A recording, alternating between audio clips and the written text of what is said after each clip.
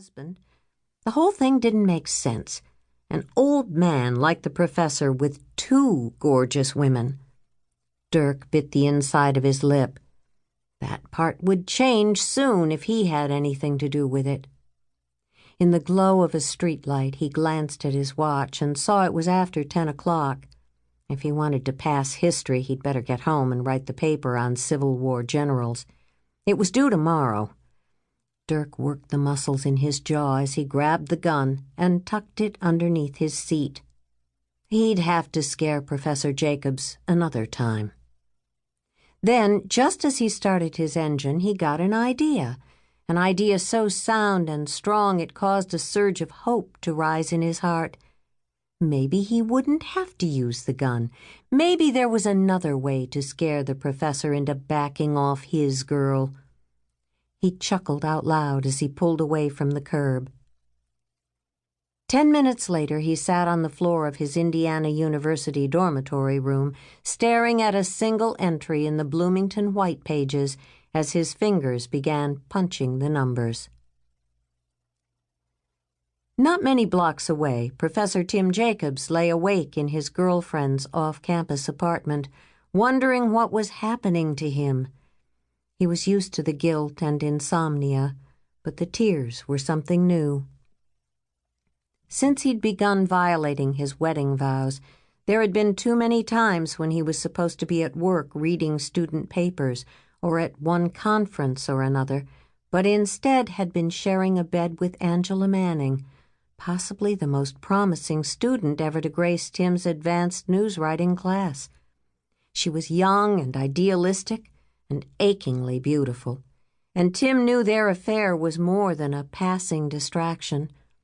Sometimes the realization caused the guilt to grow so loud that it almost took on a voice that kept Tim awake even when he was dead tired.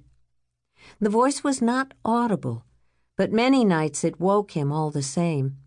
Tim would be nestled against Angela, intoxicated by the kind of sin he'd never even dreamed about, when from out of nowhere the voice would come. "Repent. Flee immorality. I stand at the door of your heart and knock. Flee." Tim would roll over, hoping to find his way back to sleep, to the imaginary place where his wife, Kari, would not be waiting at home alone, trusting him to be faithful. But the voice of guilt would come again and again, persistent, relentless, tirelessly calling him home, regardless of his lack of response, his lack of worth. Tim shifted onto his side, trying not to waken Angela. He stared at her plain white apartment wall, and a memory came to mind. The day Angela Manning first visited him at his office and made her intentions clear. They had talked for 15 minutes, teasing and laughing and sharing sentiments of mutual admiration, while Tim twisted his wedding ring, hiding it behind the fingers of his right hand. When Angela left the room, a scent of musky jasmine remained, and enough heat to warm the building.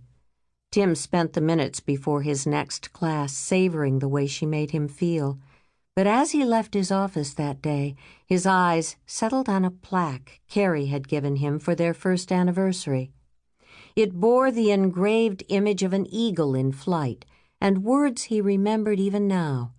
"The eyes of the Lord search the whole earth to strengthen those whose hearts are fully committed to him." In that moment, everything about serving the Lord had felt binding and restrictive. Without too much thought, he swept up the plaque, dropped it in the nearest file drawer, and strode out of his office. It remained hidden in the drawer to this day. Tim blinked as the memory faded. The plaque no longer applied to his life. It was best left out of sight. His strength didn't come from having a heart committed to God. Not anymore.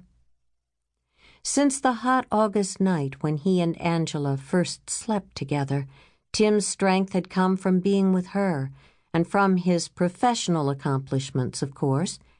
Tim had devoted his career to excellence in print, first as a working journalist, then as a teacher of the craft, training a yearly crop of reporters who would